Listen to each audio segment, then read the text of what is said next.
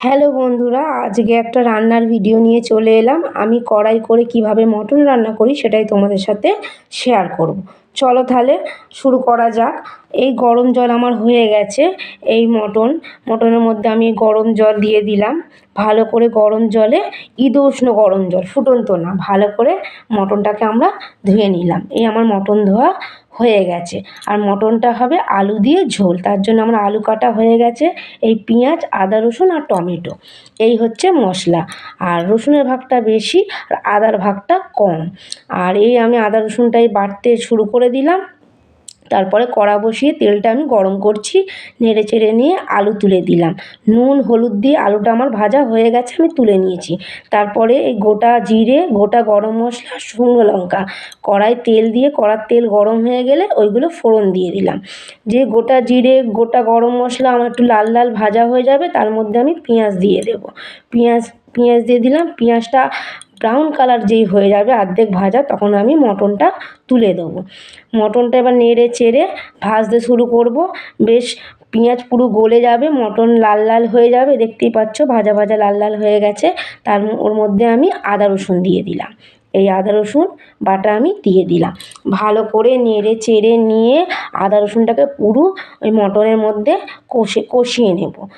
একদম দেখতেই পাচ্ছ, ভালো করে নেড়ে চেড়ে নিয়ে একটু তেল ছেড়ে দেবে।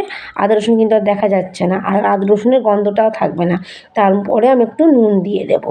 নুনটা দিয়ে নেড়ে চেড়ে টমেটো দিয়ে দিলাম।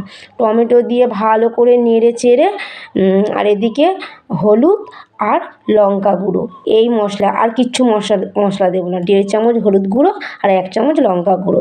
টমেটো পুরো একদম মিশে গেছে মাংসের সাথে, দেখতেই পাচ্ছ। তারপরে আমরা লঙ্কা আর হলুদ আমরা মাংসয় দিয়ে দিলাম।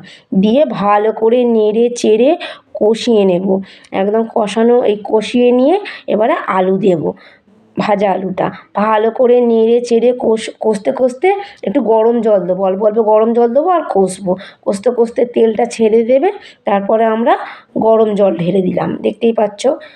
এই গরম জল ঢেলে দিলাম। তারপরে ফ্লেভার আনার জন্যে গোটা কাঁচা লঙ্কা দিয়ে দিতে হবে। এই আমি কাঁচা লঙ্কা দিয়ে দিলাম। তারপরে আমি ঢাকনা দিয়ে দেব। ঢাকনা দিয়ে যখন বক বক করে ফুটবে মাংসর ঝোলটা, আস্তে দিয়ে দিতে হবে। গ্যাসটাকে আস্তে দিয়ে দেবে। ঠিক 40-45 মিনিট ঢাকনা দেওয়ার পর ঢাকনায় খুলে দিলাম। মাংস আমার হয়ে গেছে, তোমরা রেজাল্ট দেখতেই পাচ্ছ। আর মাংসগুলো খুব সুন্দর গলে গেছে আর খেতেও খুব সুন্দর হয়েছে। তোমরা বাড়িতে একবার ট্রাই করে দেখতে পারো। যাই হোক, ভিডিওটা যদি ভালো লাগে লাইক করবে, আমার চ্যানেলে যারা নতুন আমার চ্যানেলটাকে সাবস্ক্রাইব করবে। দেখা হবে নেক্সট ব্লগে। টাটা, সবাই ভালো থেকো, সুস্থ থেকো আর